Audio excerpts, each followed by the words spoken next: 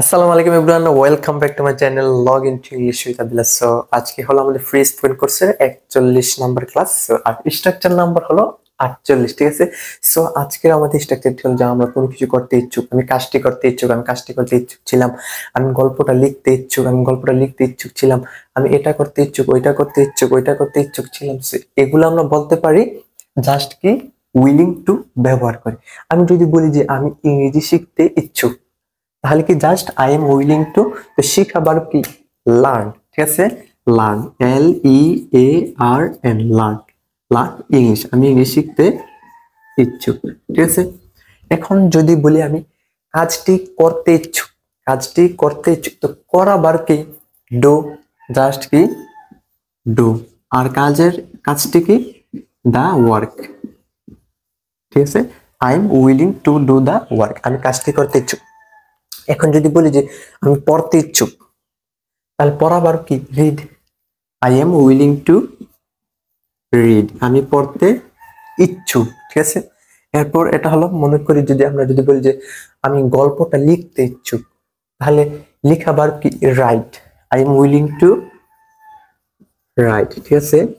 Right দা story, গল্পটা, STORY story, আমি গল্পটা লিখতে ইচ্ছুক। এখন এগুলো হলো I am willing to learn English, আমি ইংরেজি শিখতে ইচ্ছুক। I am willing to do the work, আমি কাজটি করতে ইচ্ছুক। I am willing to read, আমি পড়তে ইচ্ছুক। I am willing two write the story, আমি গল্পটা লিখতে ইচ্ছুক। এখন যদি বলি যে আমি ইংরেজি শিখতে ইচ্ছুক ছিলাম, আমি কাজটি করতে ইচ্ছুক ছিলাম কিন্তু করতে পারিনি, আমি পড়তে ইচ্ছুক ছিলাম কিন্তু পড়তে পারিনি, আমি লিখতে ইচ্ছুক ছিলাম কিন্তু লিখতে পারিনি, তাহলে লিখতে ইচ্ছুক ছিলাম এই অতীতে ঘটনাটা বলার জন্য জাস্ট কি ভার্ব টু, ঠিক আছে। এম, এম এর জায়গায় আমরা ওয়াজ বসিয়ে দেব, ঠিক আছে। ওয়াজ, এম এর ভার্ব টু কি ওয়াজ, ঠিক আছে। তাহলে কি I was willing to learn English, আমি ইংরেজি শিখতে ইচ্ছুক ছিলাম। I am willing to do the work, আমি কাজটি করতে ইচ্ছুক। আর যদি বলি যে আমি কাজটি করতে ইচ্ছুক ছিলাম, তাহলে কি জাস্ট ভার্ব টু ওয়াজ, ঠিক আছে। এবার সবগুলো ওয়াজ দিলে কি I was willing to read, আমি পড়তে ইচ্ছুক ছিলাম। I was willing to write the story, আমি গল্পটি লিখতে ইচ্ছুক ছিলাম, ঠিক আছে। সো এগুলো আপনি চেঞ্জ করে ভার্বগুলো চেঞ্জ করে দিতে পারেন। এখন যদি বলি যে সে, এটা হলো I am willing to learn English, আমি ইংরেজি শিখতে ইচ্ছুক। এখন যদি বলি যে সে ইংরেজি শিখতে ইচ্ছুক, তাহলে কি সে ইংরেজি কি হি, ঠিক আছে। হি, হি, কিন্তু এখানে হি এর সাথে কি এম হয় না, কখনোই না। সো হি এখানে হবে কি ইজ, ঠিক আছে। ইজ, পাঁচটা ভার্ব আছে, বি ভার্ব কয়টা আছে, পাঁচটা, মনে রাখেন।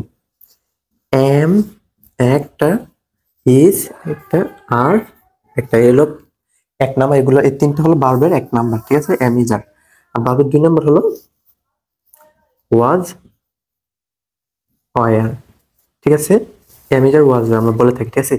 এই পাঁচটা হলো বর্তমান আর কি অতীত নিয়ে। এখন আমি যদি বলি যে আমি কাজটি করতে ইচ্ছুক, সে কাজটি করতে ইচ্ছুক, তারা কাজটি করতে ইচ্ছুক, তাহলে কি এই তিনটার মধ্যে একটা হবে। আই হলে এম হবে, আই এম, ঠিক আছে। যদি বলি সে, তাহলে কি হি ইজ, ই এম হয় না কখনো, তাহলে কি হবে he is willing to learn English. And then আমরা বলতে পারি যে আর কখনো হবে ইউর ক্ষেত্রে, যদি তুমি কাজটি করতে ইচ্ছুক, তুমি ইংরেজি শিখতে ইচ্ছুক, তাহলে কি এখানে যদি আমরা তুমি ইংরেজি দিয়ে দিই, তাহলে কি ইউ, ঠিক আছে। ইউ আর হবে এখানে, ঠিক আছে। ইউর সাথে কি হয় আর, ঠিক আছে। You are willing to learn English. আর টু, এই যে টু গুলা দেখতে পাচ্ছেন প্রিপোজিশন, টু এর পর ভার্ব ওয়ান হয় কিছু ফ্রেজ সারা, ঠিক আছে।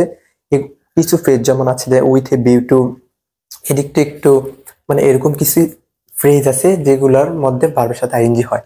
তবে মূল কথা হলো প্রিপোজিশনের পর ভার্ব ওয়ান, টু এর পর, ঠিক আছে। টু এর পর ভার্ব ওয়ান, টু লার্ন, ঠিক আছে। দেখবেন যে আমি যতগুলো স্ট্রাকচার পড়েছি, like to, love to, have to, এরপর হলো কি উইলিং টু, এরপর যত স্ট্রাকচার গুলো পড়েছি সবগুলো কি টু ছিল, আর টু এর পর কি ভার্ব ওয়ান ছিল কিন্তু, ঠিক আছে। সবগুলো কি ভার্ব ওয়ান, টু এর পর verb one. So verb two হলো এগুলা, আর ভার্ব ওয়ান হলো এগুলা। You are willing to learn English, তুমি ইংরেজি শিখতে ইচ্ছুক।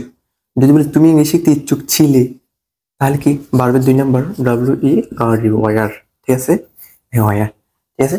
সো লেসনটি কেমন লাগলো, যদি বুঝে থাকেন তাহলে একটা সেন্টেন্স কমেন্টে লিখে যাবেন সো ওকে, আল্লাহ হাফেজ, আসসালামু আলাইকুম।